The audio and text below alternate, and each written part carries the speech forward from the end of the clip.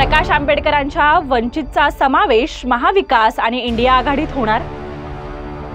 समावेश न झाल्यास अकोला लोकसभा ठाकरे किंवा काँग्रेसच्या वाट्याला येणार की आघाडी न करताही प्रकाश आंबेडकरांना न मागता महाविकास आघाडी पाठिंबा देणार। या सर्व शक्यता सध्या अधांतरी आहेत। त्यासोबतच धोत्रे आजारी असल्याने भाजपला नवा उमेदवार द्यावा लागणार असल्याची चर्चा होती।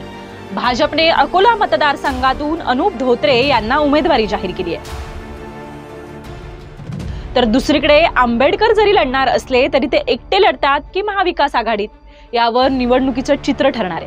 महाविकास आघाडीचा उमेदवार या मुद्द्यावर सध्या संभ्रमाचं वातावरण असल्यानं अकोल्यातील संभाव्य लढतीचं चित्र अद्यापही स्पष्ट झालेलं नाही। मात्र 2024चा लोकसभेचा अकोल्यातील रणसंग्राम राज्यासाठी औत्सुक्याचा विषय ठरणार आहे हे नक्की। नमस्कार, मी जयती। कुणाची ताकद किती मध्ये आपलं स्वागत आहे। या व्हिडिओत आपण अकोला लोकसभा मतदारसंघाविषयी जाणून घेऊ। अकोल्यात एकूण 6 विधानसभा मतदारसंघ आहेत।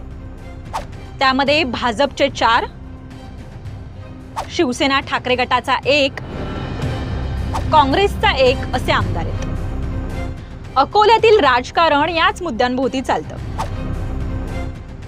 खारपान पट्ट्यात सिंचनाचा अभाव, रखडलेला औद्योगिक विकास, अकोल्याच्या औद्योगिक वसाहतीची झालेली दुरावस्था, जिल्ह्यातील आरोग्य यंत्रणेचा उडलेला बोजवारा, शैक्षणिक मागासलेपण, अपूर्ण सिंचन प्रकल्प।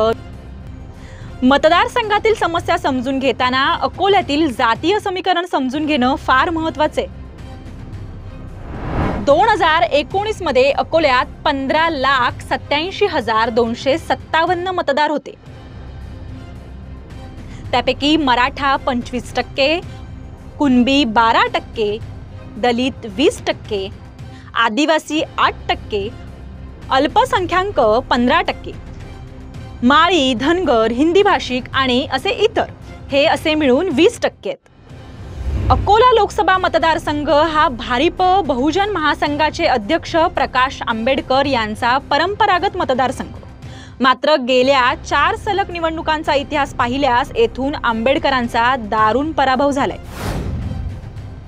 मागच्या निवडणुकीसारखं या निवडणुकीतही आंबेडकरांनी महाविकास आघाडीसोबत मैत्रीचे प्रयत्न चालवलेत। मात्र चर्चेचं घोडं माध्यमातल्या चर्चांच्या पुढे जात नाहीये।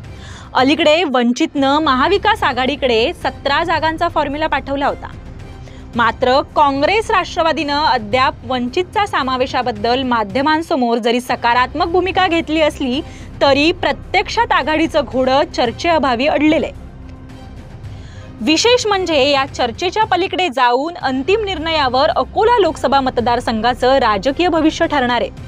1989 पासून आतापर्यंत या मतदारसंघावर भाजपचा झेंडा आहे। याला 1998 आणि 1999 या 2च निवडणुका अपवाद आहेत। या 2 निवडणुकात प्रकाश आंबेडकर हे काँग्रेसच्या पाठिंब्यावर लोकसभेत पोहोचले होते।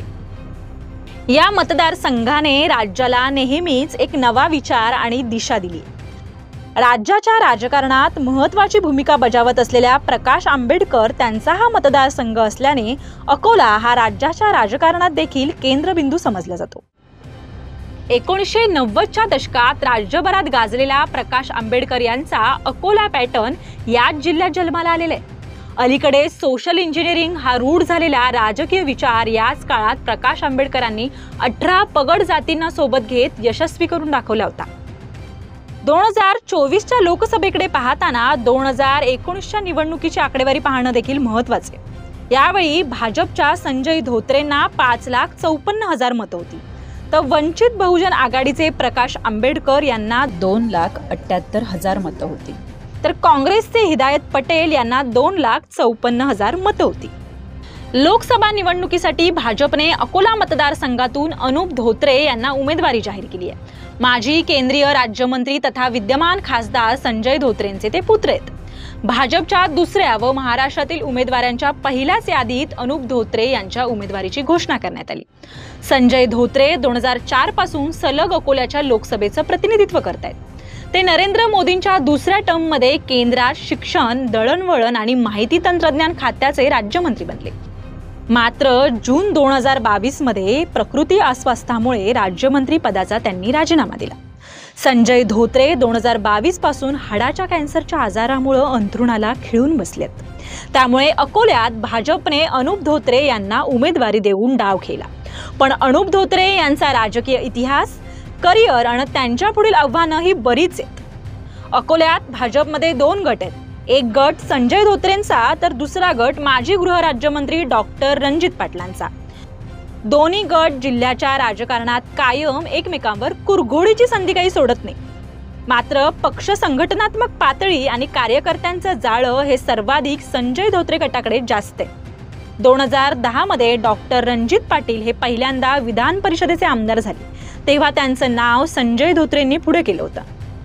मात्र 2014 मध्ये धोत्रेंचे भाचे असलेले अकोला पूर्वचे आमदार रणधीर सावरकर यांना डावलून राज्यमंत्री पदाची संधी डॉक्टर रणजित पाटलांना देण्यात आली आणि पाटील धोत्रेंमध्ये वितुष्ट आलं।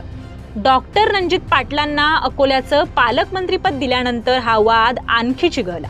आधी 4 भिंतीच्या आत असलेला हा वाद पुढे 4 चौघात आला। 2018 मध्ये खासदार संजय धोत्रेंनी डॉक्टर रणजित पाटलांना लाथ मारून मंत्रिमंडळातून हकला अशी मागणी केली। हे वाद असेच वाढत गेलेत। तर दुसरीकडे प्रकाश आंबेडकरांच्या संभाव्य आघाडीवर या मतदारसंघातील निवडणुकीचं भवितव्य अवलंबून आहे। कारण प्रकाश आंबेडकर काँग्रेसची युती असताना 1998 आणि 1999च्या निवडणुकीत येथून विजयी झालेत। आघाडी झाली तर प्रकाश आंबेडकरच आघाडीचे उमेदवार असतील। प्रकाश आंबेडकरांच्या वंचितचा समावेश महाविकास आणि इंडिया आघाडीत होतो की नाहीये ही शक्यता सध्या तरी अधांतरी आहे। महाविकास आघाडीतील घटक पक्ष असलेल्या शिवसेनेच्या ठाकरे गटाने या मतदारसंघावर आपला दावा ठोकलाय। ठाकरे गटानं या मतदारसंघात काँग्रेसच्या सतत होत असलेल्या पराभवाचं कारण दिले। त्यामुळेच हा मतदारसंघ काँग्रेसने आपल्याला देण्याची मागणी ठाकरे गटाचे आमदार नितीन देशमुखांनी केली। ठाकरे गटाने येथून माजी आमदार गजानन दाळू गुरुजी आणि सहकार नेते तथा बाळापूर कृषी उत्पन्न बाजार समितीचे सभापती सेवकराम मामा तातोड यांच्या नावाची शिफारस पक्षाकडे केली। अकोल्यातून लोकसभेवर निवडून जाण्याचं आंबेडकरांचं स्वप्न संभाव्य आघाडीवर अवलंबून आहे। याआधी 1998 आणि 1999च्या निवडणुकीत आंबेडकर येथून काँग्रेसची आघाडी केल्यावरच विजयी झाले होते। आंबेडकरांची महाविकास आघाडीसोबत आघाडी झाली तर त्यांच्या विजयाची अधिक शक्यता असल्याचं राजकीय अभ्यासक मानतात।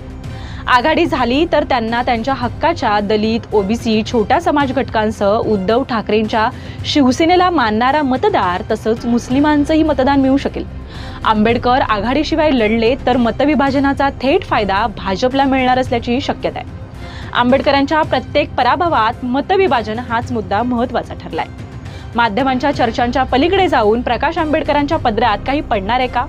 तर दुसरीकडे अनुप धोत्रे हे पक्षाने ठेवलेला विश्वास खरा ठरवतील का, हे बघणं महत्त्वाचे।